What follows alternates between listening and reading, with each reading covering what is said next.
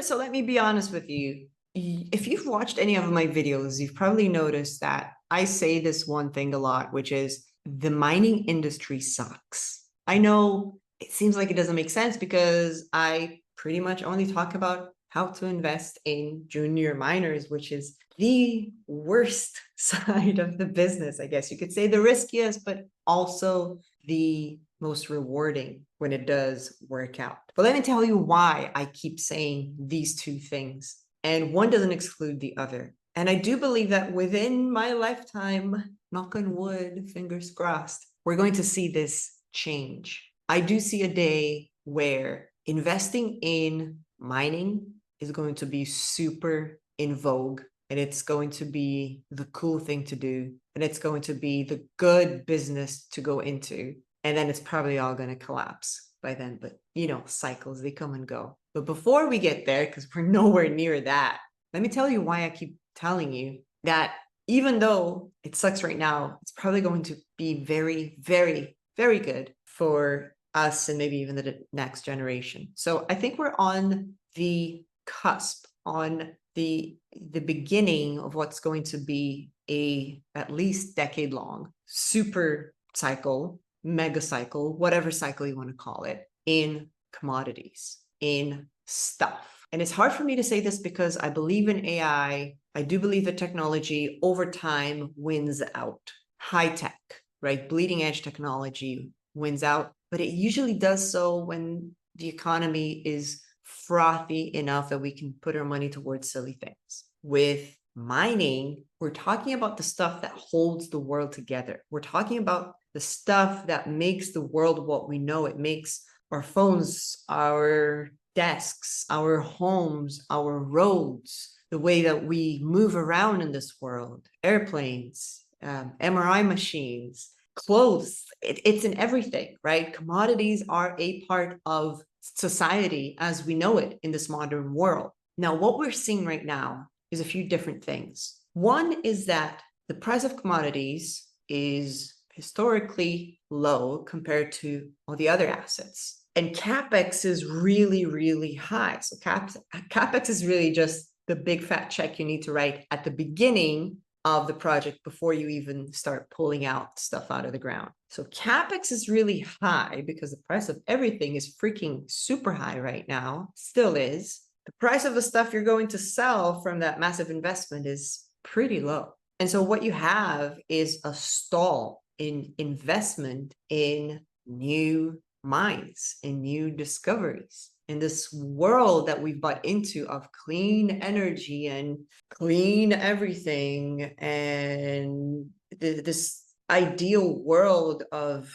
green pastures and trees everywhere and planned accessible cities, it is not possible without a lot more extraction, a lot more mining, dare I say a lot more right now, oil. I know I said the bad word, might as well be a four-letter word, oil. Now, because Capex is so high, we're not investing in it. Because we're not investing in it, we're not overproducing the stuff that we need to make the future that we know we want and that this new generation definitely wants, no matter the cost. And what you're going to have to see necessarily is you're going to have to look east, and then you're going to be sitting around scratching your beard thinking, there's a shift. I don't know if you've noticed this, but the West isn't what it used to be. The USA isn't the big, powerful, big player that it used to be. And I'm sitting here thinking, okay, if we're driven by capitalism, which I am 100% for, if we're driven by profit, which I'm 100% for, we're going to keep pouring our money into AI,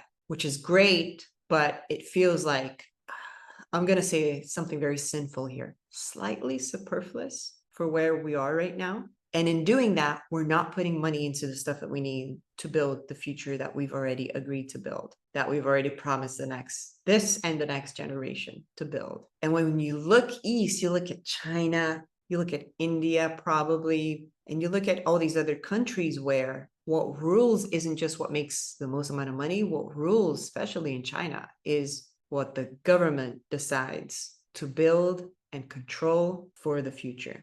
And then you see the Chinese coming into Africa right now, and all of a sudden West African countries are having coups left and right and political uprisings, and these countries produce all the things that we need for a cleaner future: copper, cobalt, uranium. For the financial system, they produce gold.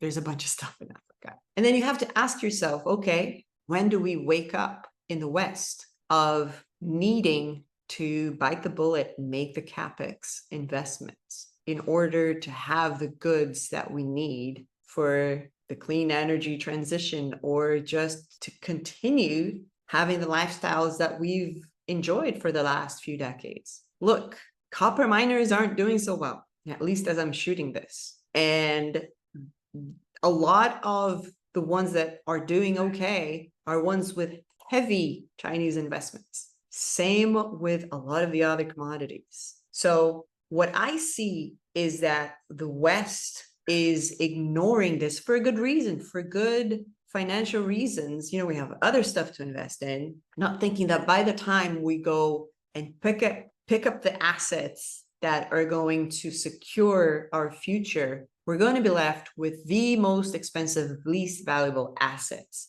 available, because we're either going to be trying to outbid the Chinese or buying from the Chinese.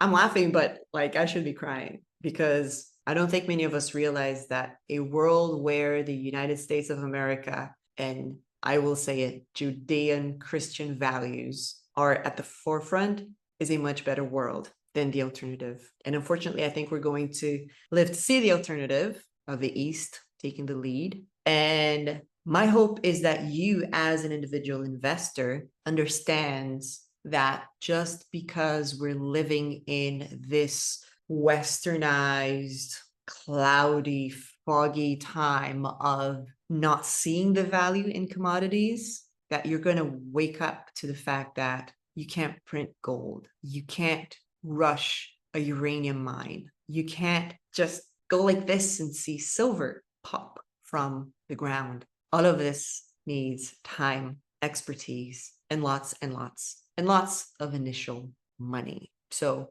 if you see that shift, if you see that trend developing right now, if you see China coming up in all of these countries and buying up the best assets, please, you see that your government is mismanaging funds. Don't mismanage your family's wealth. Don't go out there buying the latest, hottest thing, forgetting about the future. The future is highly commodity dependent, and it's a race. It's already started. The best way to win a race is to start it when your opponents don't even realize that it's already begun. So this is why I do what I do. I talk about the opportunity. I talk about the risks. And I think that in a few years from now, we're going to be talking and we're going to be saying this was a no-brainer. Investing in gold, copper, silver, and other commodities has been really obvious. If you put it on a graph with basically anything else in the world right now, it's historically cheap,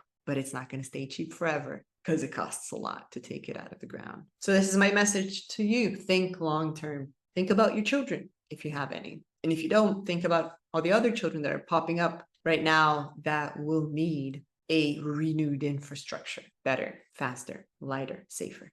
And make your bets or don't. It's completely up to you. All right. If you want to know more about investing in mining, I truly recommend that you go and watch this video on, okay, I got it. I buy into this.